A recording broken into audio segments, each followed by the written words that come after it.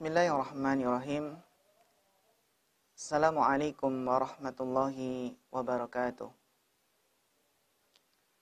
Innal hamdalillah nahmaduhu wa nasta'inuhu wa nastaghfiruh wa na'udzu billahi min syururi anfusina wa min sayyiati a'malina. Man yahdihillahu fala mudhillalah wa man yudlil fala hadiyalah. Asyhadu an la ilaha illallah wahdahu la syarikalah wa asyhadu anna Muhammadan abduhu wa rasuluh. Allahumma salli wa sallim wa barik wa an'im ala abdika wa rasulika Muhammad wa ala alihi wa ashabihi wa man tabi'ahum bi ihsanin ila yaumiddin. Amma ba'd. Kaum muslimin dan kaum muslimat, pemirsa Insan TV dimanapun Anda berada, yang semoga senantiasa dirahmati Allah Subhanahu wa Ta'ala.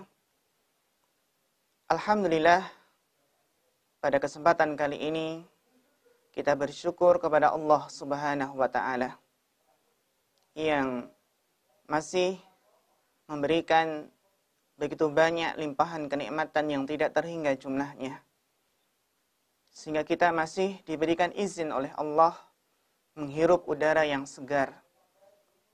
Kita masih diberikan izin untuk bernafas pada saat ini.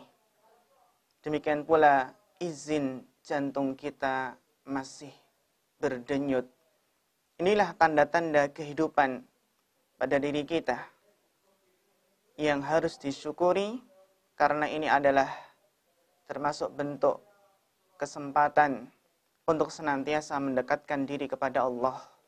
Kesempatan untuk senantiasa memperbaiki diri, sehingga dengan harapan nanti kelak kita berharap semoga ketika kita menghadap Allah itu dengan membawa qalbun salim, dengan membawa hati yang bersih, hati yang sehat dari berbagai penyakit hati yang membinasakan. Dan di antara penyakit hati yang sangat kronis, sangat berbahaya bagi manusia adalah penyakit syahwat. Adalah fitnah syahwat yang bisa membinasakan seorang hamba. Pada kesempatan kali ini, kita akan kembali membahas kajian kita yang kita ambil dari kitab Saidul Khatir yang dikarang oleh Al-Imam Ibnu Jauzi rahimahullahu ta'ala. Pada kesempatan kali ini, beliau Al-Imam Ibnu Jauzi rahimahullah akan memaparkan, akan menjelaskan hal-hal yang berkaitan dengan fitnah syahwat yang bisa membinasakan seseorang. Ini sangat penting untuk kita pahami, yang akan beliau jelaskan nanti. Karena kita menyadari bahwasannya manusia itu dibekali dengan syahwat, dibekali juga dengan akal. Maka disinilah bagaimana seseorang memanajemen syahwatnya agar bisa tersalurkan pada hal-hal yang benar, hal-hal yang diridhai oleh Allah Subhanahu wa Ta'ala.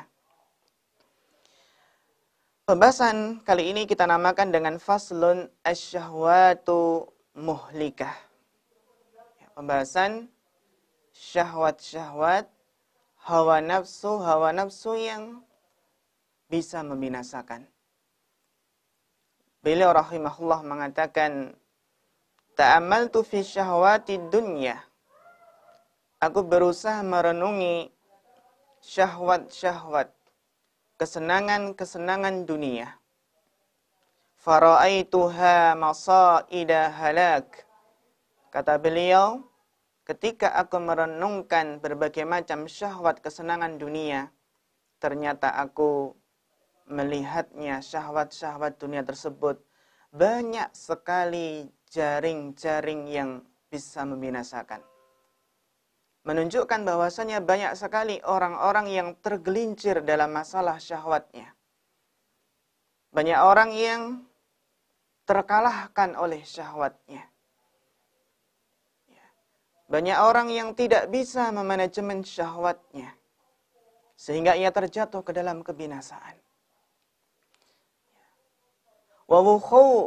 wa fukhukha talafin, kata beliau.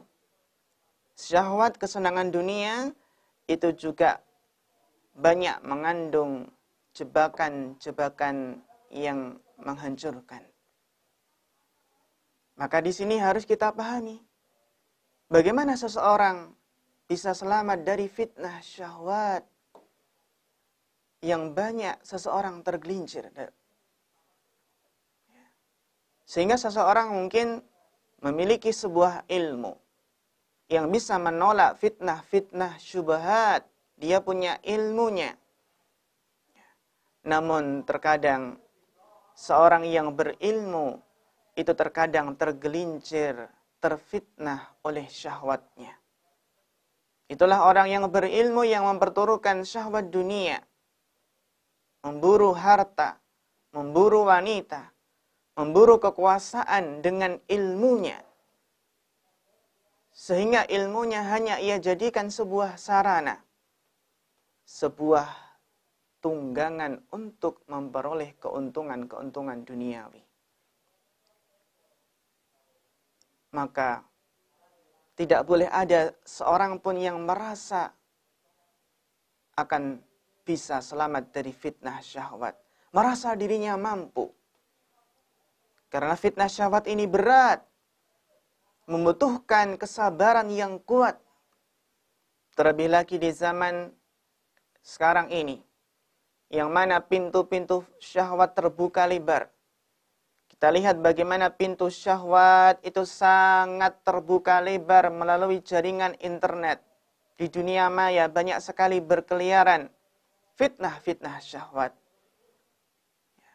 Demikian pula sekarang ini kita lihat fitnah. Banyak para wanita yang mengumbar auratnya. Kita lihat bagaimana dunia itu bergelapan. Mewah-mewahan. Kita lihat bagaimana dunia itu menggoda seseorang. Ketika melihat mobil mewah, HP yang canggih, melihat rumah yang megah. Kalau seseorang tidak kuat imannya, tidak kuat kesabarannya, maka akan terseret ke dalam fitnah syahwat. Maka pemirsa yang dirahmati Allah Subhanahu wa taala, akan kita pelajari jenis-jenis dari fitnah syahwat ini yang banyak seseorang tergelincir padanya. Kita mempelajarinya tujuannya adalah agar lebih hati-hati, agar lebih waspada. Pemirsa yang dirahmati Allah Subhanahu wa taala,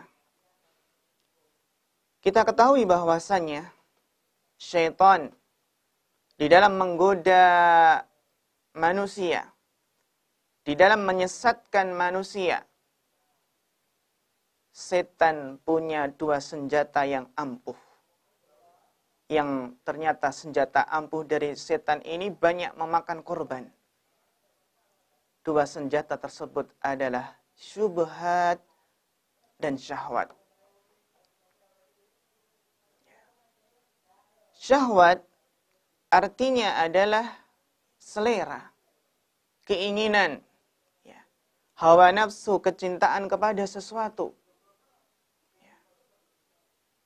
Jadi fitnah syahwat ini, penyakit syahwat ini adalah penyakit bagaimana seseorang itu memperturutkan, mengikuti apa saja yang disenangi, yang diinginkan oleh hawa nafsu.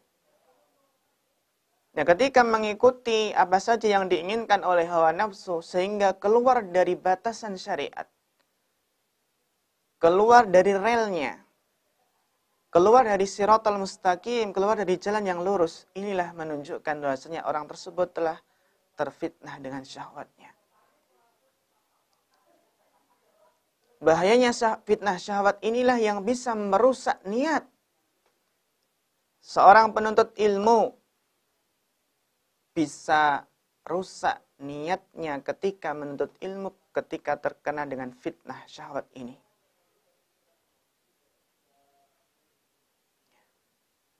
Inilah sebagaimana yang Rasulullah SAW sabdakan.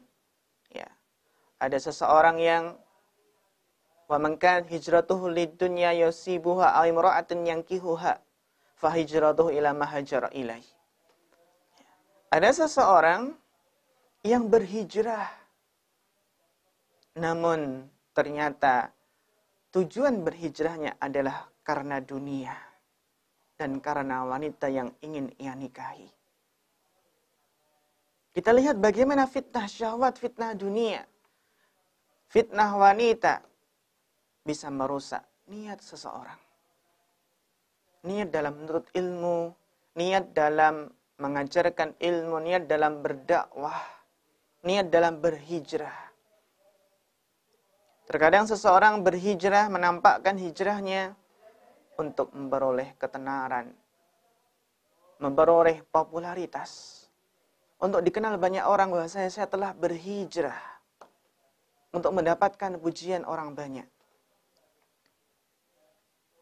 Jadi bahayanya fitnah syahwat ini bisa merusak niat, merusak kehendak, merusak amalan perbuatan seseorang yang terkena fitnah syahwat ini.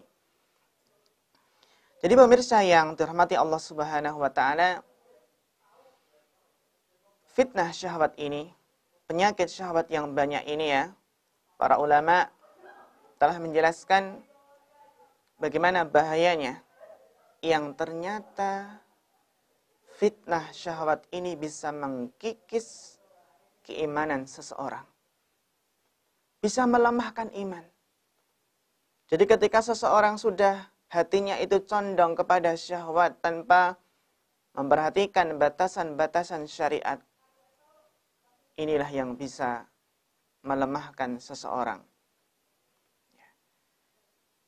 Jadi pemirsa yang dirahmati Allah, inilah yang dikhawatirkan oleh Rasulullah SAW. Di antara yang Rasulullah khawatirkan SAW adalah fitnah syahwat. Sebagaimana sabda Nabi SAW, beliau mengatakan, inna mimma akhsha alaikum syahawatil ghayyi fi butunikum wa furujikum wa mudillatil fitan. Kata beliau alaihi salatu wassalam, sesungguhnya di antara yang aku takutkan atas kalian adalah syahwat mengikuti nafsu pada perut dan pada kemaluanmu. Apa kata beliau alaihi salatu wassalam? Sesungguhnya di antara yang aku khawatirkan atas kalian adalah syahwat mengikuti keinginan hawa nafsu pada perut dan kemaluan. Serta fitnah-fitnah yang menyesatkan, mudillatil fitan. Para ulama menjelaskan bahwasanya di sini ya, syahwatil ghayyi fi butunikum wa furujikum, inilah fitnah syahwat.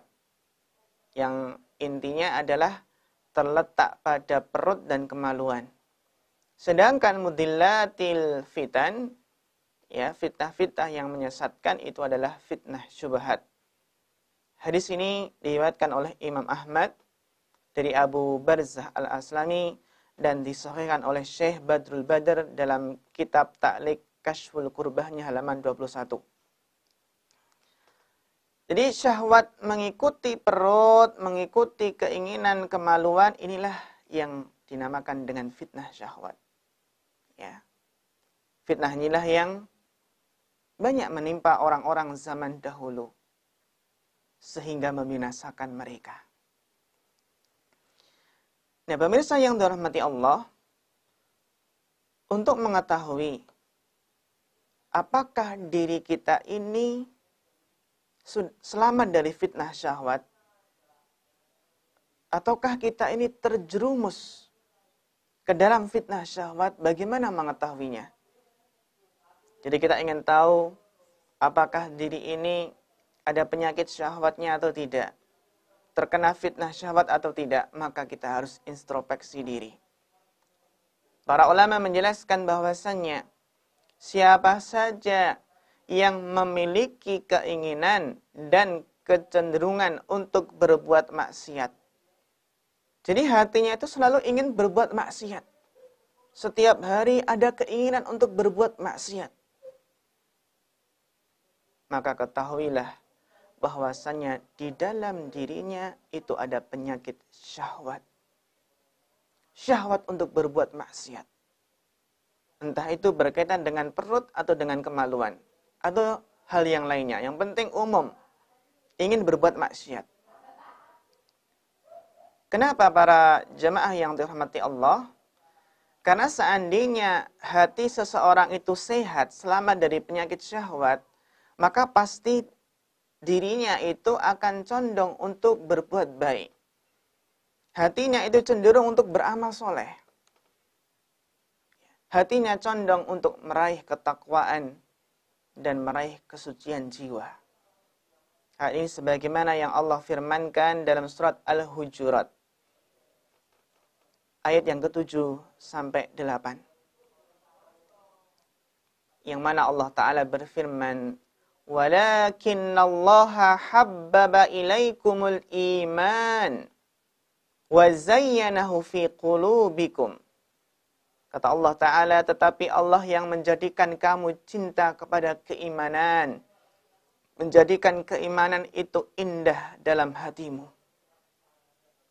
Jadi kalau iman mencintai iman, iman terasa indah di dalam hati, ini menunjukkan hatinya itu sehat. Wa karraha ilaikumul kufra wal fusuqa wal isyan. Dan Allah lah yang menjadikan kamu benci terhadap kekafiran, terhadap kefasikan, terhadap kemaksiatan. Inilah hati yang sehat dari penyakit syahwat. Mencintai iman, mencintai amal soleh, iman terasa indah, merasakan manisnya iman, dan sangat membenci kekafiran, kefasikan, kemaksiatan. Ya. Kata Allah Ta'ala, "Ulaika humur rasyidun." Mereka itulah orang-orang yang mengikuti jalan yang lurus. Jalan yang lurus adalah orang yang hatinya dipenuhi kecintaan kepada iman dan kebencian kepada kekafiran dan kemaksiatan. Fadlan minallahi wa ni'mah. Itulah sebagai karunia dan nikmat dari Allah Subhanahu wa ta'ala. Sehingga pemirsa yang dirahmati Allah Subhanahu wa ta'ala, inilah yang harus kita muhasabah pada diri ini. Sudahkah hati kita itu mencintai keimanan? Sudahkah hati kita itu mencintai sholat? Mencintai ibadah? Rindukah kita untuk membaca Al-Quran? Adakah perasaan cinta, rindu untuk beramal soleh? Sudahkah kita merasakan manisnya iman? Sehingga iman itu terasa indah dalam hati ini. Demikian pula yang harus kita renungkan adalah, sudahkah dalam hati ini tertanam sifat sangat membenci kedurhakaan, sangat membenci perbuatan maksiat? Maka beruntunglah orang-orang yang sangat membenci apabila melihat kemungkaran-kemungkaran. Membenci apabila kemaksiatan itu dikerjakan di hadapannya. Karena terkadang sebagian orang ada yang mungkin tidak mau mengerjakan maksiat bukan karena benci dengan maksiat tersebut. Tetapi ada orang yang tidak mau berbuat maksiat, tujuannya adalah apa? Atau alasannya adalah karena belum ada kesempatan. Belum ada sarana untuk berbuat maksiat tersebut. Ada seseorang yang menjauhi maksiat bukan karena Allah, tetapi apa?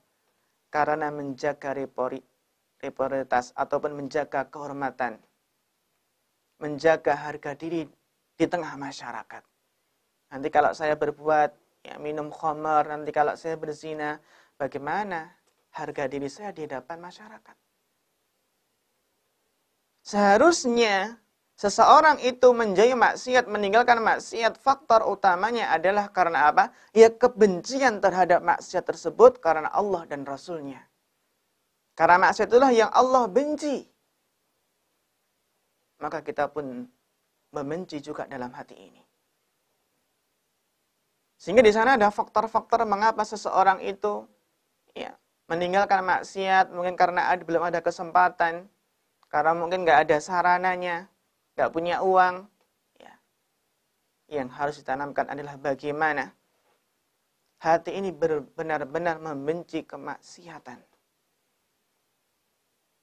Itulah orang yang hatinya sehat, yang selamat dari penyakit syahwat. Pemirsa yang dirahmati Allah Subhanahu wa taala. Jenis-jenis fitnah syahwat. Apa macam-macamnya? Intinya, fitnah syahwat ini adalah terangkum dalam firman Allah dalam surat Ali Imran ayat yang ke-14. Sebagaimana Allah Ta'ala berfirman, Zuyyina linnasi hubbus syahawat. Dijadikan indah pada pandangan manusia. Syahwat. Ya. Keinginan-keinginan, kecintaan-kecintaan kepada apa-apa yang diingini. Apa saja yang diinginkan manusia. Apa saja yang hawa nafsu manusia itu menginginkannya. Di antaranya adalah yang pertama minan nisa, yang pertama adalah wanita-wanita. Wal banin, kemudian anak-anak. Wal qanatiril muqantarati minad dhahabi wal fiddah, dan harta yang banyak dari jenis emas dan perak. Wal khailil musawwamah, kuda pilihan. Wal an'am, binatang ternak. Wal hars, sawah dan ladang. Dzalika mata'ul hayatid dunya. Itulah kesenangan dalam kehidupan dunia. Wallahu indahu husnul ma'ab, dan di sisi Allah lah tempat kembali yang baik, yaitu surga. Kita lihat di sini Allah Ta'ala menjelaskan di antara hal-hal yang secara fitrah manusia mencintai wanita, anak-anak, harta, ya sawah, ladang, binatang ternak, emas dan perak. Ini adalah yang diinginkan oleh manusia.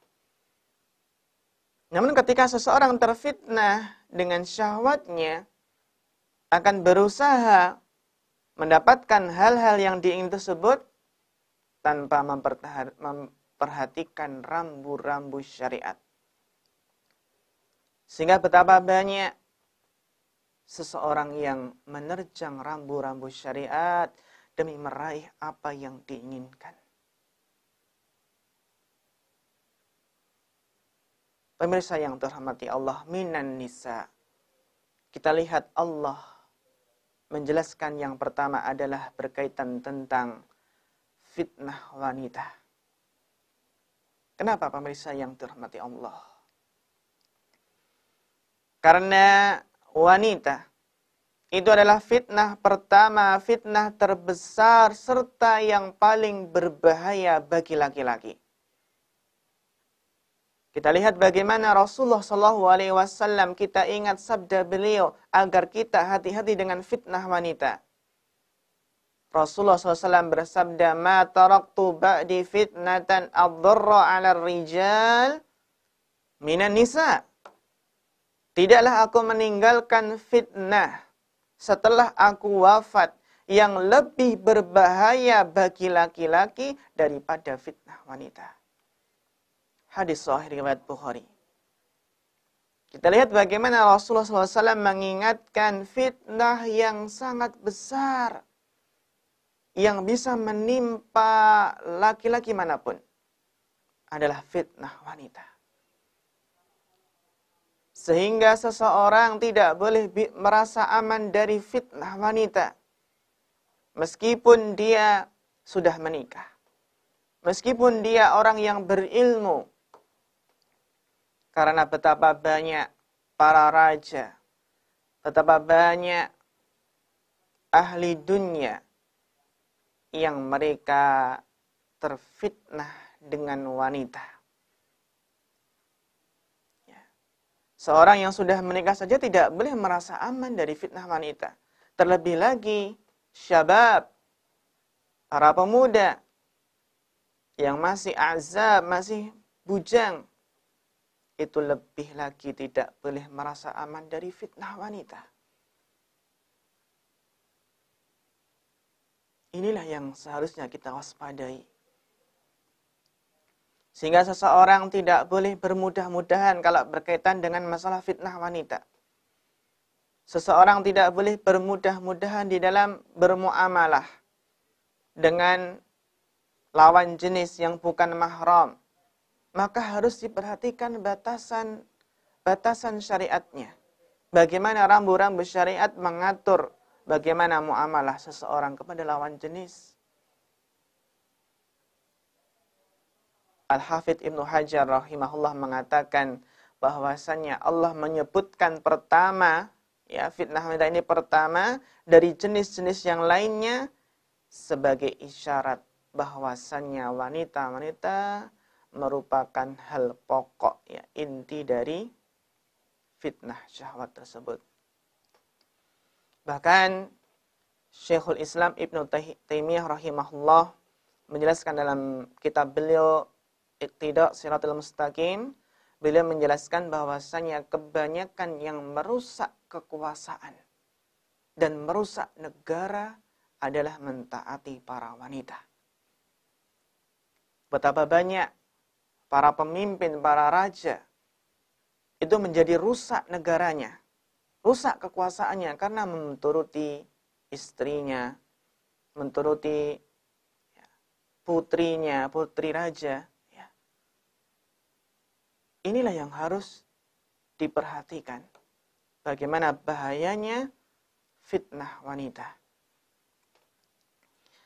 Karena kita ketahui bahwasannya ya fitnah wanita itu akan menjerumuskan seseorang ke dalam berbagai macam kemaksiatan. Ya, seperti apa? Memandang lawan jenis dengan penuh syahwat, ya. Bagaimana seseorang itu berpacaran, bahkan naudzubillah sampai berzina. Ya. Itulah fitnah yang bisa menjerumuskan seseorang ke dalam kemaksiatan. Demikian pula mungkin banyak pemuda atau bahkan orang tua yang menyimpan foto-foto wanita, artis-artis wanita, penyanyi-penyanyi yang bisa menjadikan hatinya itu sakit. Atau bahkan hatinya menjadi mati karena dikuasai oleh bayang-bayang wanita pujaannya. Termasuk pula seorang yang sudah menikah, mempunyai istri, itu pun juga harus hati-hati. Jangan sampai seorang suami itu mentaati istrinya, menuruti keinginan istrinya, namun melanggar syariat Allah. Jangan sampai memuaskan kesenangan istrinya, ya. Bagaimana istrinya diberikan fasilitas-fasilitas kesenangan dunia, sehingga akhirnya apa? Sehingga akhirnya melampaui batas. Terkadang seorang suami karena kecintaan kepada istrinya, terkadang apa? Bekerja dengan cara yang tidak halal.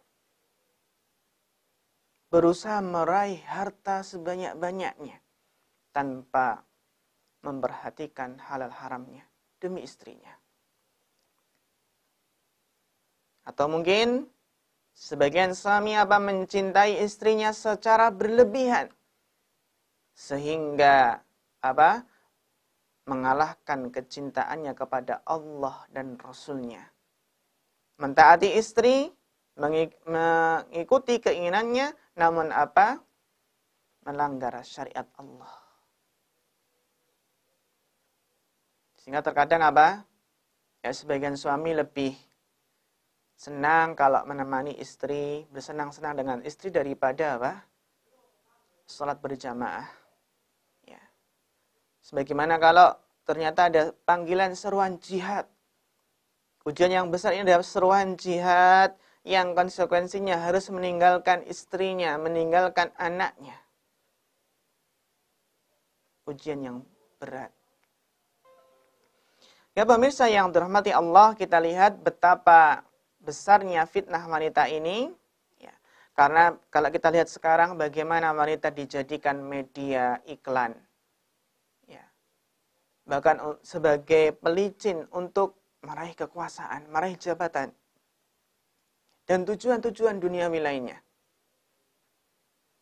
Sehingga wanita merupakan daya tarik ya. Daya tarik yang dipergunakan untuk meraih keinginan dunia, baik harta, pangkat, maupun jabatan. Sehingga intinya, kita semua sebagai hamba Allah, ya, tidak boleh merasa aman dari fitnah wanita.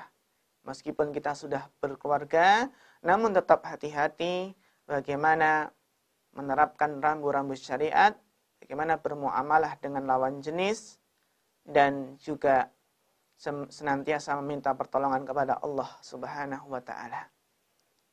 Yang kedua, al-banin. Ya. Fitnah anak.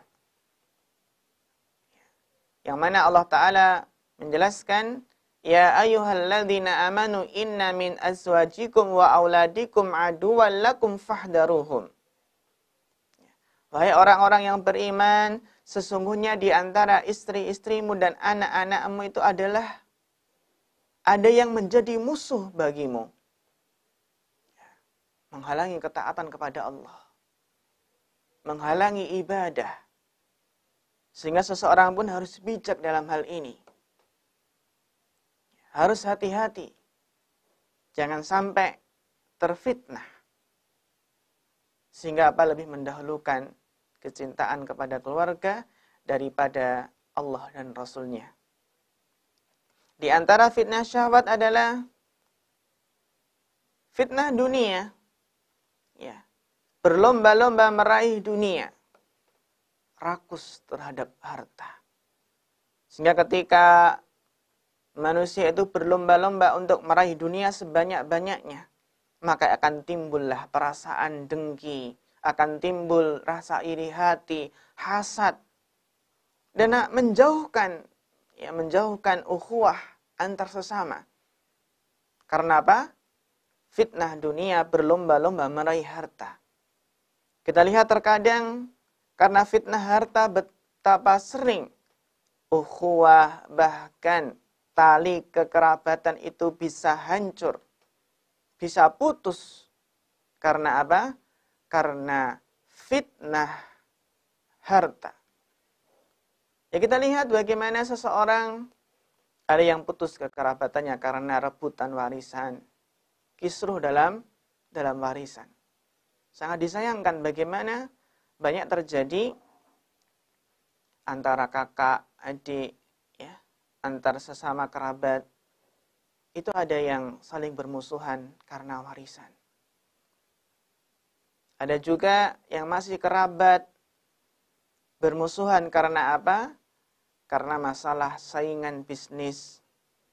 Yang merasa disaingi, ya, merasa mengambil area bisnisnya. Inilah fitnah harta, rakus terhadap harta yang bisa memecah belah persaudaraan. Sehingga inilah yang dikhawatirkan oleh Rasulullah SAW. Rasulullah SAW mengkhawatirkan ketika dunia itu terbuka lebar. Kata beliau alaihi salatu wassalam, fawallahi, demi Allah, lal faqra aksha alaikum. Yang aku khawatirkan, yang aku takutkan bukanlah kefakiran yang menimpa kalian. Bukan kemiskinan. Walakin akhsha alaikum am tutsata alaikumud dunya. Akan tetapi yang Rasulullah SAW khawatirkan adalah ketika dunia itu dibuka selebar-lebarnya untuk kalian. Yang dikhawatirkan oleh Rasul adalah fitnah kekayaan, fitnah harta. Ketika dunia terbuka lebar. Karena apa? Karena kalau ketika dunia ini terbuka lebar, kata Rasulullah SAW, kama busitat ala man kana qablakum, ya sebagaimana dunia itu dibuka selebar-lebarnya untuk umat-umat sebelum kalian. Fatanafasuha kama tanafasuha. Kita lihat ketika dunia telah dihamparkan, ya, dibuka selebar-lebarnya, maka kalian pun berlomba-lomba untuk meraih harta sebanyak-banyaknya. Sebagaimana orang-orang dahulu pun, ya ketika kita melihat ada peluang ini, dunia terbuka lebar ini. Ayo, mari kita berlomba-lomba. Berlomba-lomba membangun rumah semegah-megahnya. Mari kita berlomba-lomba untuk memiliki mobil semewah-mewahnya. Marilah kita berlomba untuk memperbanyak uang di rekeningnya. Nah, ketika manusia telah berlomba-lomba untuk meraih harta, meraih kekayaan dunia dan melupakan akhirat, fatuhlikakum kama ahlakathum. Maka apa? Inilah yang menjadikan dunia itu bisa membinasakan kalian sebagaimana telah membinasakan mereka orang-orang terdahulu sebelum kita. Sebelum kalian. Hadis sahih riwayat Bukhari. Kita lihat bagaimana yang Rasulullah SAW khawatirkan adalah bukan kefakiran, bukan kemiskinan yang menimpa umat ini. Namun ketika apa? Ketika dunia ini terbuka lebar, namun ternyata melalaikan. Melalaikan dari mengingat Allah, melalaikan dari mengingat akhirat. Sehingga lupa dengan tujuan utama hidup di dunia ini adalah untuk beribadah kepada Allah, mengumpulkan bekal sebanyak-banyaknya untuk menghadap Allah Subhanahu wa taala. Pemirsa yang dirahmati Allah Subhanahu wa taala. Berikutnya, di antara fitnah syahwat yang membinasakan adalah tamak terhadap asyraf, ya. Tamak terhadap apa? Asyaraf. Kemuliaan, kedudukan, kehormatan, gengsi. Kita lihat bagaimana Rasulullah SAW telah memberitakan bagaimana bahaya terhadap tamak terhadap asyaraf, pangkat jabatan, kedudukan. Rasulullah SAW bersabda, "Ma dhi'bani ja'i'ani ursila fi ghanamin bi afsada laha min khirsil mar'i 'alal mali wasyarafi li dinihi." Kata beliau alaihi salatu wassalam, tidaklah dua ekor serigala yang lapar ketika dilepas pada seekor kambing. Kita lihat ya bagaimana dua ekor serigala yang sedang lapar ini dilepas pada seekor kambing. Ya. Lebih merusak, ya. Ternyata apa? Ada yang lebih merusak dari hal tersebut. Itu apa? Ketamakan seseorang terhadap harta dan kehormatan. Jadi apa? Menunjukkan bahwasannya ketamakan seseorang terhadap harta dan kehormatan, kedudukan, itu lebih merusak daripada merusaknya apa? Dua serigala yang dilepas pada seekor kambing. Kita lihat kalau dua serigala yang sedang lapar ya, kemudian dilepas ada seekor kambing, kita lihat bagaimana pasti apa? Rusak kambing tersebut. Sudah dimakan dua serigala yang saling rebutan, sudah dicabik-cabik, rusak. Ternyata ada yang lebih merusak dari hal tersebut. Apa itu? Al-khirs alal mal wasyaraf lidinihi. Ternyata apa? ada yang lebih merusak, yaitu ketamakan terhadap harta dan kedudukan. Ya, sehingga seseorang terkadang ketika sudah tamak terhadap harta, terhadap kedudukan, akan menghalalkan berbagai macam cara untuk meraihnya. Ya, maka inilah yang harus diwaspadai oleh setiap hamba Allah yang beriman kepada Allah Subhanahu wa taala untuk senantiasa berlindung dari sifat tamak terhadap harta dan kekuasaan. Pemirsa yang dirahmati Allah Subhanahu wa taala, setelah kita mengetahui berbagai macam fitnah syahwat yang diantaranya intinya adalah wanita, kemudian anak, kemudian harta, ya sawah dan ladang, kekuasaan dan lain sebagainya, yang terdiri dari kesenangan-kesenangan dunia, maka kita pun menyadari ternyata fitnah syahwat itu banyak. Yang intinya adalah kecenderungan untuk berbuat maksiat. Ya, memperturutkan kesenangan dunia, ya, sehingga apa? Melanggar syariat Allah, sehingga terjerumus ke dalam kemaksiatan. Saking banyaknya fitnah syahwat ini, maka kita pun harus memiliki benteng. Maka kita pun harus memiliki obatnya. Yang mana para ulama telah menjelaskan obat dari fitnah syahwat ini yang paling utama adalah as-sabru. Adalah kesabaran. Sabar untuk tidak berbuat maksiat. Sabar untuk tidak memperturutkan hawa nafsu. Memperturutkan hawa nafsunya untuk meraih kesenangan-kesenangan duniawi. Jadi intinya kalau fitnah syubhat itu kan obatnya adalah ilmu. Obatnya adalah al-yaqin. Sedangkan benteng obat dari penyakit syahwat ini adalah as-sabru, kesabaran. Hal inilah yang sebagaimana Allah firmankan dalam surat As-Sajdah, yang ini harus kita ingat selalu kalau ingin memperoleh kepemimpinan dalam agama, maka ada dua syarat di sini. Yang mana Allah berfirman, وَجَعَلْنَا مِنْهُمْ أَئِمَّةً يَهْدُونَ بِأَمْرِنَا لَمَّا صَبَرُوا وَكَانُوا بِآيَاتِنَا يُوقِنُونَ. Dan kami jadikan di antara mereka pemimpin-pemimpin yang memberi petunjuk dengan perintah kami. Kapan?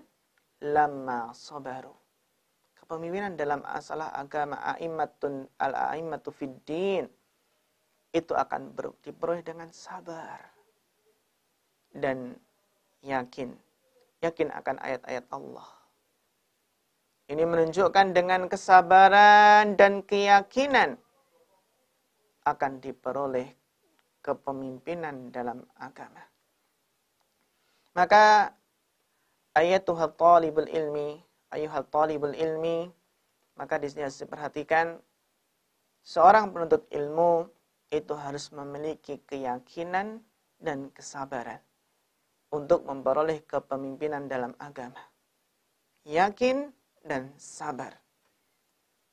Hal inilah yang sebagaimana Allah firmankan dalam surat Al-Asr. Ayat 3 Allah berfirman, wa tawassaw bil haqqi wa tawassaw bis sabr.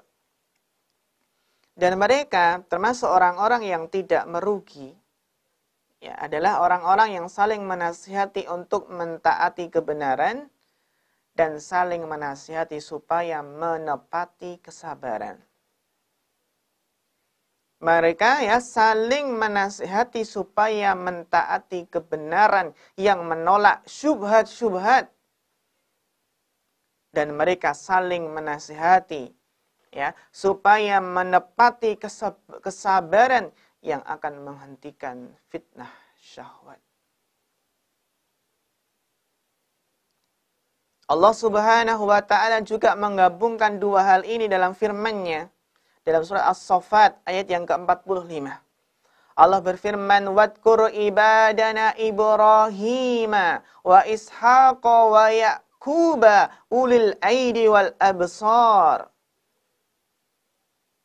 Dan ingatlah hamba-hamba kami Ibrahim, Ishak, Yakub yang mempunyai perbuatan-perbuatan yang besar dan ilmu-ilmu yang tinggi. Maka dengan kesempurnaan akal, kesempurnaan kesabaran, dengan kesempurnaan akal dan kesabaran, fitnah syahwat dapat tertolak. Dan dengan kesempurnaan ilmu dan keyakinan, fitnah syubhat akan tertolak. Maka pemirsa yang dirahmati Allah Subhanahu wa taala, bekal kita dalam mengarungi fitnah syahwat yang banyak jumlahnya, yang bisa menimpa siapa saja. Bekal kita adalah menepati kesabaran. Sabar dan sabar. Sabar sampai bertemu dengan Rasulullah SAW, ya, meneguk air telaga Rasulullah SAW. Sabar sampai masuk surganya Allah. Sehingga kesabaran inilah yang menjadikan penduduk, ya, seseorang itu masuk surga. Jannatu adnin yadkhulunaha wa man salaha min abaihim wa azwajihim wa dzurriyyatihim wal malaiku yadkhuluna alaihi min kulli bab. Salamun alaikum bima sabartum fa ni'ma uqbadar. Fa ni'ma uqbadar. Kita lihat bagaimana surga Aden, yang mereka orang-orang beriman masuk ke dalam surga Aden bersama dengan bapak-bapak mereka, istri-istri mereka, keturunan mereka. Ketika orang beriman dengan keluarganya masuk surga, wal malaikatu yadkhuluna alaihi min kulli bab. Malaikat masuk dari penjuru-penjuru pintu surga. Kemudian mengucapkan salamun alaikum, keselamatan, kesejahteraan atas kalian wahai penghuni surga. Bima sabartum, ya, selamatan atas kalian atas kesabaran kalian di dunia. Kita bayangkan ketika masuk surga dapat ucapan selamat dari malaikat. Selamat, ya, sukses di dunia, di surga. Dengan sebab apa? Kamu telah bersabar di dunia. Bersabar. Bersabar untuk apa? Menghindari fitnah-fitnah syahwat. Pemirsa yang dirahmati Allah Subhanahu wa taala, yang perlu kita tekankan di sini, seseorang intinya agar selamat dari fitnah syahwat ini, yang perlu diperhatikan adalah bagaimana seseorang itu mengendalikan syahwat perut. Ya. Kenapa? Penting untuk mengendalikan syahwat perut, karena syahwat perut ini termasuk salah satu perkara yang membinasakan manusia. Kita lihat, syahwat perut inilah yang menjadi penyebab Nabi Adam alaihissalam dikeluarkan dari surga yang kekal. Dan syahwat perut ini, ya, bahayanya, dan syahwat perut ini kemudian akan timbul syahwat kemaluan. Kemudian timbul syahwat rakus terhadap harta benda. Jadi kita perhatikan bagaimana silsilahnya, sebab munculnya, ya, dari syahwat perut, kemudian syahwat kemaluan, kemudian apa? Syahwat rakus terhadap harta benda. Maka inilah yang Rasulullah SAW khawatirkan. Ya, inna mimma akhsha alaikum syahwatil ghaifi butunikum. Sesungguhnya di antara yang aku takutkan atas kalian ialah syahwat mengikuti nafsu pada perut, wa furujikum, dan kemaluan, wa mudillatil fitan, dan serta fitnah-fitnah yang menyesatkan. Hadis riwayat Ahmad. Maka di sini seseorang harus bersikap adil dan bijaksana dalam masalah perutnya. Karena kata Rasulullah SAW, "Ma mala'a adamiyun wi'aan syarran min batnin." Tidaklah manusia memenuhi wadah yang lebih buruk daripada apa? Perutnya. Ya, maka di sini seseorang harus bersikap adil ya ketika makan, ya, sehingga apa? Sehingga ketika makan tidak terkontrol, ini akan menjadikan ya penyakit-penyakit yang banyak. Ya, karena sumber penyakit itu berasal dari apa? Dari perut yang tidak memperhatikan konsumsi makanannya. Demikian pula seseorang yang tidak adil terhadap perutnya sehingga apa? Sehingga terlambat makan atau mungkin sangat sedikit porsi makannya yang menjadikan dia kurus sehingga lemah beribadah. Sehingga apa? Juga timbul penyakit pula. Ketika apa? Ketika terlalu sedikit atau sangat kurang dalam makan yang bisa menyebabkan sakit. Maka di sini harus bersikap adil dalam masalah apa? Makanan. Demikian pula wa furujikum, mengendalikan syahwat kemaluan. Kata Rasulullah SAW, betapa beratnya fitnah kemaluan ini. Ya, kata Nabi SAW, man yatman lima baina lihyatihi wa ma baina rijlaihi adman lahul jannah. Kata Rasulullah SAW, barang siapa yang menjamin untukku apa yang di antara dua rahangnya. Maksudnya apa? Mulut. Dan apa yang di antara kedua kakinya, maksudnya adalah kemaluan. Yang bisa mengontrol, bisa menjaga ya, lisannya, mulutnya, dan kemaluannya, kata Rasulullah, akan dijamin surga baginya. Hadis sahih riwayat Bukhari. Maka inilah yang harus diperhatikan, bagaimana seseorang itu memperhatikan betapa bahayanya jika memperturutkan ya, lisannya. Karena lisan ini adalah ya, ibarat pisau yang mana susah untuk terkontrol. Betapa banyak seseorang itu terjerumus ke dalam neraka.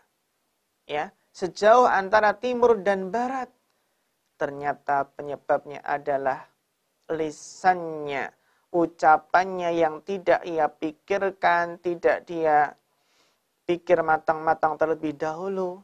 Akhirnya lisannya itu menyebabkan terjerumus ke dalam neraka sejauh antara timur dan barat. Sehingga pemirsa yang dirahmati Allah, yang perlu kita pahami di sini, Allah Ta'ala menciptakan manusia disertai dengan syahwat. Inilah yang membedakan dengan malaikat. Jadi manusia itu punya akal dan syahwat. Sedangkan ya berbeda dengan apa? Hewan yang hanya memiliki apa? Syahwat namun tidak memiliki akal. Demikian pula malaikat itu tidak memiliki apa? Syahwat.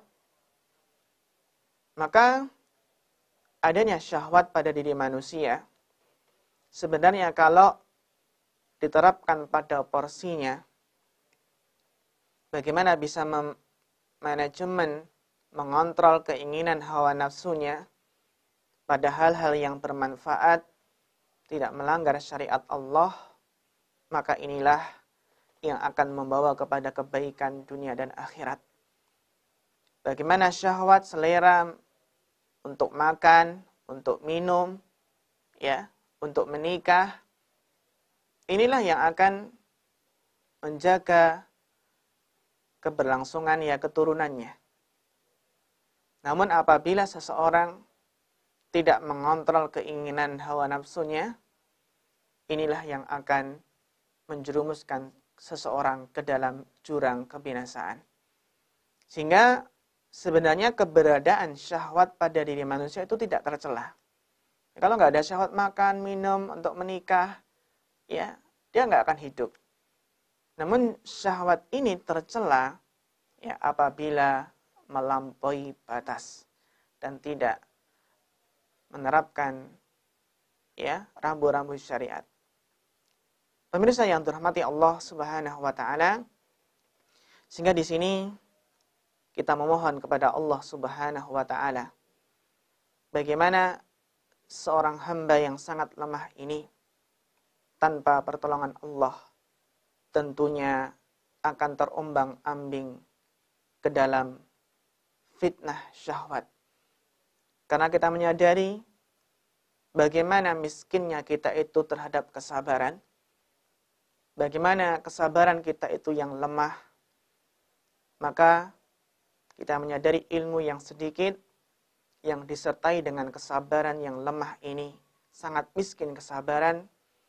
Tanpa pertolongan Allah, maka niscaya seseorang akan terjerumus, akan terombang-ambing dalam fitnah syahwat yang sangat banyak di dunia ini.